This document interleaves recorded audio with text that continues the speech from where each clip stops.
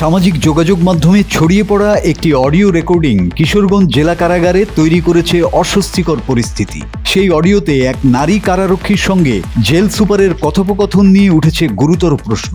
এখন একা রুমে? জি স্যার। আগামী সপ্তাহে তোমাকে আর রুদিনাকে নিয়ে যাবো সাইলেন্স থেকে।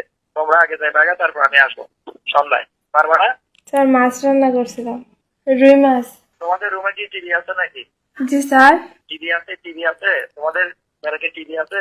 না স্যার। ও, তো তোমরা আগে টিভির জন্য বলো নাই আমাদের ব্যারাকে একটা টিভি দেন।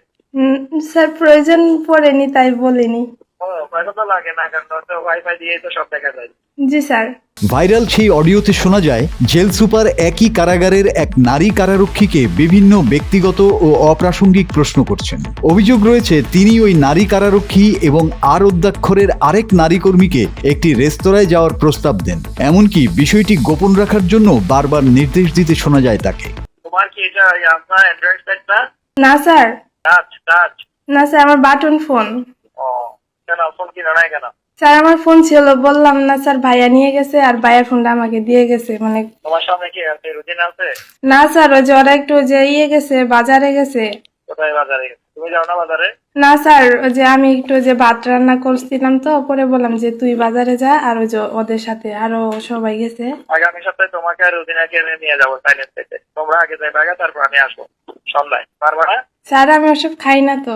কি খাও তো? সাপ খাও? সাপ? না স্যার। কি খাও? হ্যাঁ, কি খাও? স্যার কিছুই খাই না, ভাত ছাড়া। ভাত খাইবা? সমস্যা কি? হোটেলে ভাত খাবা? স্যার হোটেলে ভাত খাইতে পারি না। হোটেলে খাইতে পারো না? না স্যার। হোটেলে মিষ্টি খাইতে পারো না? ফাস্ট ফুড খেতে পারো না? না স্যার, আমি মানে কিছু বাইরের খাবার পছন্দই করি না, আর খাইতেও পারি না। তাইলে আপনি যাবা, আমাকে খাওয়াবা।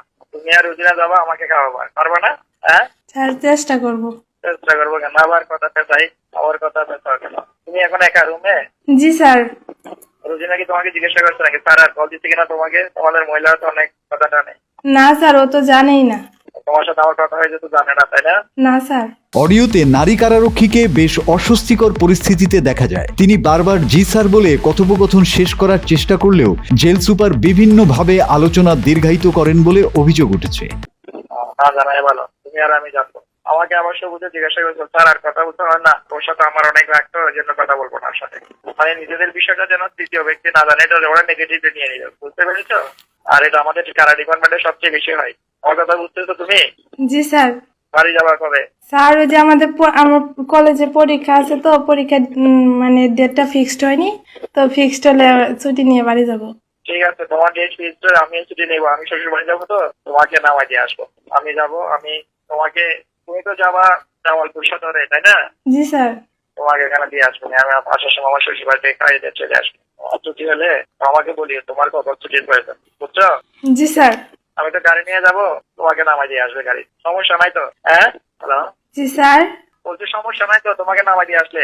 স্যার ছুটি দিলে তো আমার ভাইয়া আসবে, তো ভাইয়ার সাথে যাব। আরো বিস্ময়কর বিষয় হলো কথোপকথনের এক পর্যায়ে তিনি বলেন তাদের ব্যক্তিগত বিষয় যেন তৃতীয় কোনো ব্যক্তি না জানে, কারণ বিষয়টি জানাজানি হলে মানুষ নেতিবাচকভাবে নিতে পারে। তাহলে আসার সময় কার সাথে আসবা? ভাইয়াই রেখে যায়।